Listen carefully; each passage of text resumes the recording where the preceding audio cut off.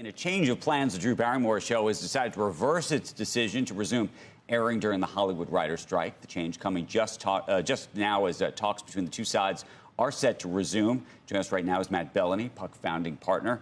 He's been in the midst of reporting very, very closely on where these talks stand.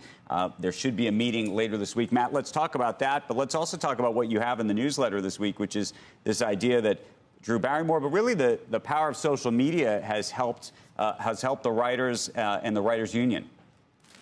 Absolutely, and that's been a big differentiator in this strike versus one that happened 15 years ago, pre-social media, is that the writers have really galvanized each other and the public in many ways on their side. And it was a big factor in this Drew Barrymore decision because she got absolutely destroyed online when she announced that she was going back, even though there's no agreement. And so how do you think about the Drew Barrymore piece of it? And we were talking about Bill Maher a little bit earlier and his decision to come back. Yeah, Bill Maher sort of kind of hovers above all this because his brand is sort of the anti-establishment. And I think he sort of likes the fact that everyone in Hollywood is angry at him and there may be picketers outside his show. But that's not Drew Barrymore's brand at all. She is sort of the nice friend next door, and that's how she gets guests on her show. That's why people watch her show. And all of a sudden, she became a villain of the strike, even though she, according to what she had said, she's able to go back per the rules.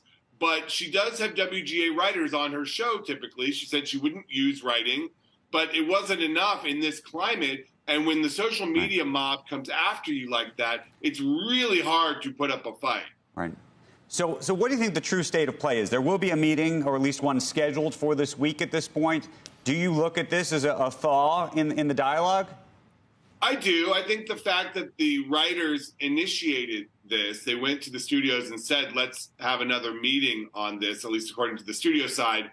I think that does mean that they're willing to at least engage on some of these issues that the studios have put forth in their most recent proposal. But it doesn't mean that we have a deal. It doesn't mean that there's any actual momentum here. It just means that they are willing to talk. But in this strike, that is actually a big deal. How do you think, though, Matt, there's also been talk, and I think some of your reporting, that there's been some kind of either back-channel conversations around the actors' side of this, which is to say, is there any benefit to for the studios, try to get a deal with the actors first at this point? Do you think that's even possible? I don't know if that is possible, because I think what the actors are doing is they're kind of sitting back and saying, okay, the writers are being pretty aggressive here. We're going to let them go first. They're engaging. They went on strike first. And then whatever the writers achieve, the actors are going to try to improve on that. Hey, Matt, I don't think it's the pay increase that's going to be the big problem. You hear behind the scenes on some of this stuff, the difference between 4% and 8%. OK, they can find some sort of agreement there. It's these bigger issues, what you do with AI, what you do about keeping writers employed. Is there going to be an agreement for that? Which side has to give more? I think the big one is the transparency issue. The guilds are very adamant that the studio and streamer side provide more data about who is watching what shows. And essentially, they want to provide a metric for success. You get paid more in success. And the studios have been reluctant to agree to that. But I think that's where they're going to give, and where the writers and actors are going to get big gains, is on this transparency issue. The writers' room thing, where they want more writers in the room, we'll see if they get that. But and the AI thing, I think the studios are pretty much aligned with the writers, at least on that one. They have a few things to hammer out. The actors have separate issues on AI, their performances. They want to protect that. But I think the transparency issue is where the studios really have to give, and I think ultimately they will.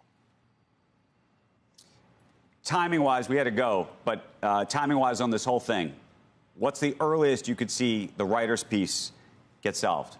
Well, the earliest would be this week, but I think early to mid-October is still the goal. That's where you could salvage some production by the end of the year. After that, I think we're looking at early 2024.